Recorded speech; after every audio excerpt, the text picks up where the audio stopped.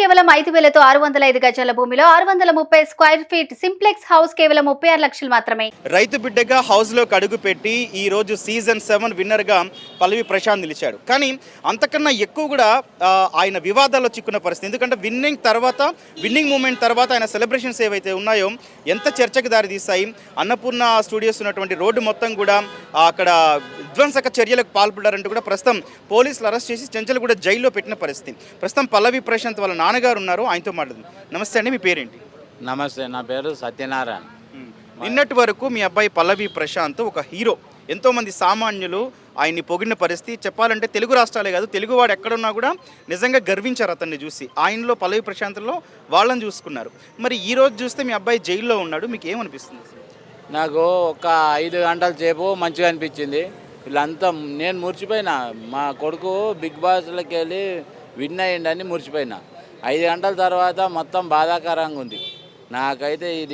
ఇది ఎందుకు ఈ బాధ? వ్యవసాయం చేసుకొని ఆన్నే ఊళ్ళో ఉంటేనే బాగుండు కదా, ఇది అంతా తిరుగుడైంది, నా వ్యవసాయం ఖరాబ్ అవుతుంది, నేను ఈ పంట పండించుకుంటే బతికటోని అని నాకు బాధ అనిపిస్తుంది.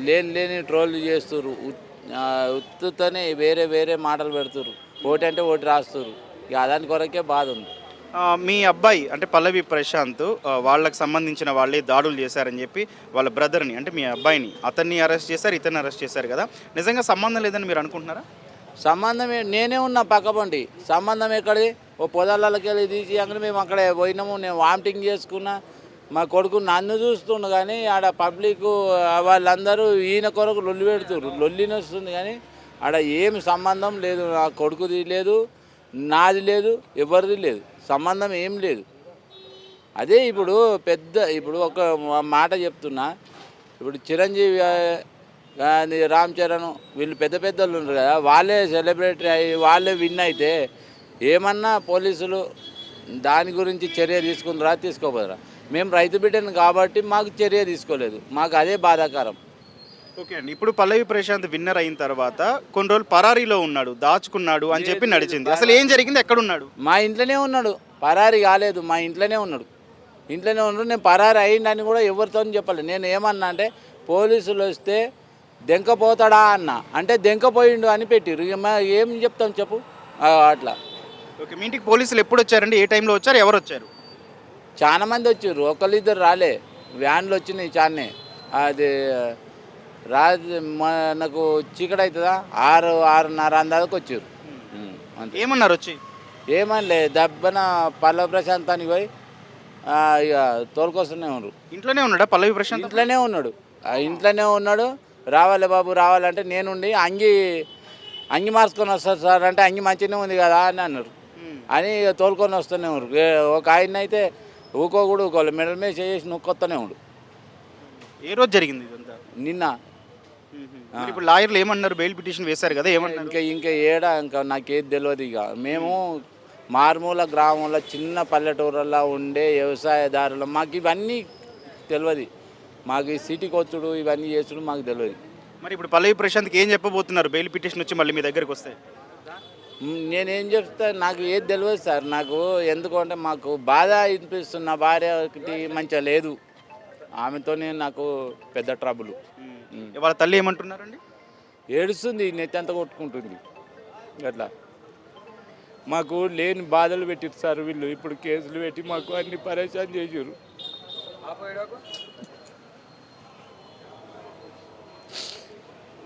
అంత పరేషన్లు ఏం పెట్టారు పెద్ద ఆయన? సార్ ఏమైంది, మీకు ఈ బట్టలు మార్చుకొని వస్తారంటే ముందే మంచిగానే మాట్లాడిర్రు వచ్చిన వాళ్ళు. ఒక ఆయన అయితే ముఖం కూడా చూడలేదు, మెడల మీద చేసి నువ్వు కొత్తనే ఉండరు. ఎందుకు మాకు అరెస్ట్ వారెంట్ కూడా ఇవ్వలేదు, ఏం చెప్పలేదు. వచ్చిర్రు, తోలుకొచ్చినందుకు సంతోషంగానే, కానీ మెడలు బట్టి నువ్వు వచ్చినందుకు ఇంకెంత బాధ అనిపించింది సార్ మాకు. షాపుగా తోలుకొస్తే ఏం బాధ కాకు, మెడల మీద చేసి దొంగతనం చేసిన నువ్వుకొచ్చినట్టు నువ్వుకొస్తే ఇది ఏం సెలబ్రిటీ, ఏంది కథ అని నాకు మనసు అంతా బాధ అవుతుంది. నా భార్య గుద్దుకొని జ్వరాలు వచ్చినాయి. అట్లా చివరికి ఏం వేడుకుంటున్నారండి మీరు? నేను ప్రజలందరికీ చేతులెత్తి నమస్కరిస్తున్నా. నా కొడుకు విన్నర్ అయినందుకు మాకు బ్యాడ్ న్యూస్ చూపెట్టిరు. ప్రజలందరినీ దయచేసి వేడుకుంటున్నా.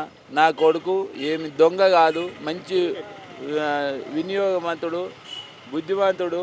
అందుకే నేను అతడు బిగ్ బాస్లో పోతా అంటే పొమ్మని మనస్ఫూర్తిగా నేను తోలిచ్చినందుకు అతడు విన్నర్ అయిండు. విన్నర్ అయినంత మాత్రంలో 5 గంటల సేపు సంతోషంగా ఉన్నాము.